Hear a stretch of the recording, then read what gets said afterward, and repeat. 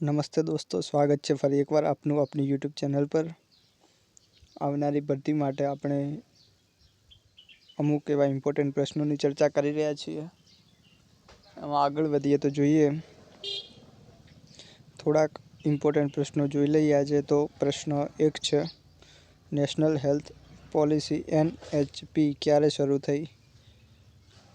તો તેમાં જવાબ આવશે મે 1977માં નેશનલ હેલ્થ પોલિસી NHP શરૂ થઈ। પ્રશ્ન 2 છે, સૌથી ઓછી અંધ લોકો ક્યાં છે? તો તેમાં જવાબ આવશે મેઘાલય। તો મેઘાલયમાં સૌથી ઓછી માત્રામાં અંધ લોકો ત્યાં છે, જવાબ છે મેઘાલય। પ્રશ્ન 3 છે, સૌથી વધુ અંધ લોકો ક્યાં છે? તો તેમાં જવાબ આવશે જમ્મુ કાશ્મીરમાં। તો સૌથી વધુ અંધ લોકો આવે તો જમ્મુ કાશ્મીર અને સૌથી ઓછા આવે તો તે હશે મેઘાલય। મેઘાલયમાં સૌથી ઓછા અને જમ્મુ કાશ્મીરમાં સૌથી વધુ। પ્રશ્ન 4 છે, GSSનું પૂરું નામ શું છે? તો તેમાં જવાબ આવશે ગ્રામ સંજીવની સમિતિ, જે GSSનું પૂરું નામ છે ગ્રામ સંજીવની સમિતિ। પ્રશ્ન 5 છે, ભૂખ માટે કયો ટેસ્ટ કરવામાં આવે છે? તેમાં જવાબ આવશે એપેટાઇટ ટેસ્ટ। ભૂખ માટે આ એપેટાઇટ ટેસ્ટ કરવામાં આવે છે। આગળનો પ્રશ્ન છે, પ્રશ્ન નંબર 6, સૌથી ઊંચો ડેથ રેટ કોનો છે? તો તેમાં જવાબ આવશે છત્તીસગઢ સૌથી ઊંચો ડેથ રેટ છે। પ્રશ્ન 7મો છે, રાષ્ટ્રીય મચ્છર દિવસ ક્યારે આવે છે? તો રાષ્ટ્રીય મચ્છર દિવસ આવે છે 20 ઓગસ્ટ। પ્રશ્ન 8, આયુષ્માન ભારત દિવસ ક્યારે હોય છે? તેમાં જવાબ આવશે 23 સપ્ટેમ્બર। તો 23 સપ્ટેમ્બરના દિવસે આયુષ્માન ભારત દિવસ હોય છે। પ્રશ્ન 9 જોઈએ તો કોપરટીની લંબાઈ અને પહોળાઈ જણાવો। તો લંબાઈ આવશે 3.6 સેન્ટીમીટર અને પહોળાઈ આવશે 3.2 સેન્ટીમીટર। લંબાઈ 3.6 સેન્ટીમીટર, પહોળાઈ 3.2 સેન્ટીમીટર। પ્રશ્ન 10 છે, કિમોથેરાપીની શરૂઆત ક્યારે થઈ? તો તેમાં જવાબ આવશે 1993માં। આગળનો પ્રશ્ન જોઈએ તો પ્રશ્ન નંબર 11, LPA રિપોર્ટનો ટાઈમ? તો જવાબ આવશે 72 કલાક। આગળનો પ્રશ્ન છે આપણો પ્રશ્ન 12, તો આઇસોનિયાઝિડ દવાની શોધ ક્યારે થઈ? તો આઇસોનિયાઝિડ દવાની શોધ 1950માં થઈ, જવાબ છે 1950। પ્રશ્ન 13 છે, ટીબીના બેક્ટેરિયા ગળફામાં કેટલા દિવસ જીવિત રહે છે? તેનો જવાબ આવશે 1 દિવસ। તો 1 દિવસ સુધી ટીબીના બેક્ટેરિયા છે તે ગળફામાં જીવિત રહી શકે છે। પ્રશ્ન 14 છે, ડ્રોપલેટ ન્યુક્લિયસમાં બેક્ટેરિયા કેટલા દિવસ જીવિત રહે છે? તેમાં આવશે 10 દિવસ। તો 10 દિવસ સુધી ડ્રોપલેટ ન્યુક્લિયસમાં બેક્ટેરિયા જીવિત રહી શકે છે, 10 દિવસ સુધી।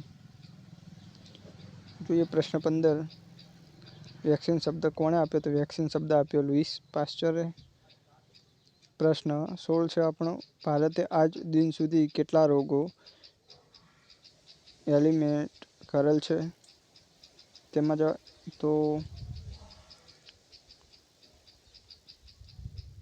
તેમાં જવાબ આવશે ટોટલ 5 રોગ। ત્યારબાદનો પ્રશ્ન છે, સઘન મેલેરિયા નિયંત્રણ યોજના ક્યારે શરૂ થયો? તો તેમાં જવાબ આવશે 2005માં। આગળનો પ્રશ્ન છે પ્રશ્ન નંબર 18, નર મચ્છરનું આયુષ્ય જણાવો। તો તેમાં જવાબ આવશે 1 અઠવાડિયું। પ્રશ્ન 19 છે, એડિસ ઇજિપ્ત દર વીકમાં કેટલા ઈંડા મૂકે છે? તો તેમાં જવાબ આવશે 250 ઈંડા પ્રશ્ન 20 છે, સેન્ડ ફ્લાય ક્યારે કરડે છે? જવાબ આવશે સાંજના સમયે. પ્રશ્ન 21 છે, ગ વર્ગનો રેકોર્ડ કેટલા વર્ષ સુધી સાચવી રાખવાનો હોય છે? તેમાં જવાબ આવશે 5 વર્ષ. પ્રશ્ન 22 છે, મુદલિયાર સમિતિના સ્થાપક કોણ હતા? તો તેમાં જવાબ આવશે લક્ષ્મણ સ્વામી મુદલિયાર. પ્રશ્ન 23 છે, પાયરોમીટર શું છે? તો તેમાં જવાબ આવશે ખૂબ જ ઊંચું તાપમાન માપવા માટેનું સાધન. પ્રશ્ન 24 છે, ફ્લોરિકલ્ચર એટલે? તો ફ્લોરિકલ્ચર એટલે ફૂલોની ખેતી. પ્રશ્ન 25 છે, એપીકલ્ચર એટલે શું? તો જવાબ આવશે એપીકલ્ચર એટલે મધમાખી ઉછેર કેન્દ્ર, જેને એપીકલ્ચર પદ્ધતિ કહેવાય છે. જોઈએ આગળનો પ્રશ્ન. પ્રશ્ન નંબર 26, ત્રાકમય ગ્રંથિનો રોગ શેમાં થાય છે? તેમાં જવાબ આવશે બટાટામાં. તો બટાટામાં ત્રાકમય ગ્રંથિ રોગ થાય છે. પ્રશ્ન 27 છે, ફાયકોલોજીમાં શેનો અભ્યાસ થાય છે? તેમાં જવાબ આવશે લીલનો અભ્યાસ. પ્રશ્ન 28 છે, યીસ્ટમાંથી કઈ વિટામિન મળે છે? તેમાં જવાબ આવશે વિટામિન બી. પ્રશ્ન 29 છે, ઉનાળુ પાક કયા મહિનાને કહેવાય છે? તો જવાબ આવશે માર્ચથી જૂન. પ્રશ્ન 30 છે, જુવાર કયા દેશનો મૂળ પાક છે? તો જવાબ આવશે આફ્રિકન. પ્રશ્ન 31 છે, ભારતમાં કુલ કેટલા દ્વીપ છે? તો તેમાં જવાબ આવશે 247 દ્વીપ છે. પ્રશ્ન 32 છે, નિકોબારનું સૌથી ઊંચું શિખર કયું છે? તેમાં જવાબ આવશે ધુલિયા, જે 642 મીટર ઊંચું છે. પ્રશ્ન 33 છે, રંગપુરનું સંશોધન કોણે કર્યું?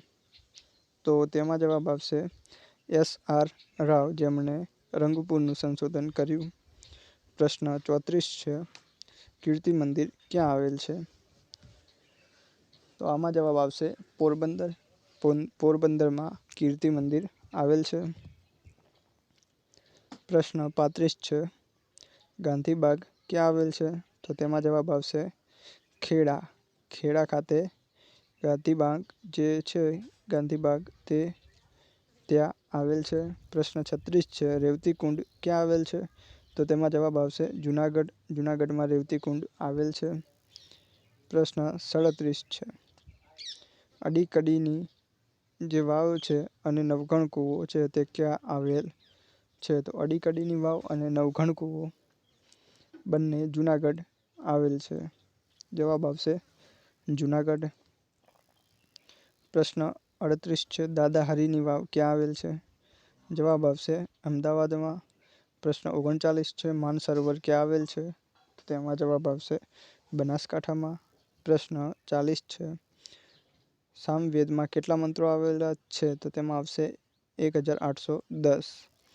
પ્રશ્ન 41 જોઈએ તો પુરાણોની સંખ્યા કેટલી છે? તો તેમાં જવાબ આવશે 18.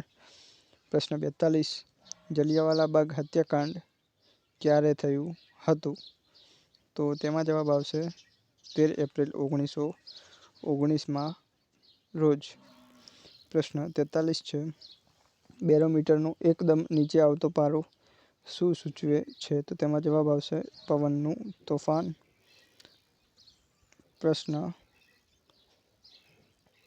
45,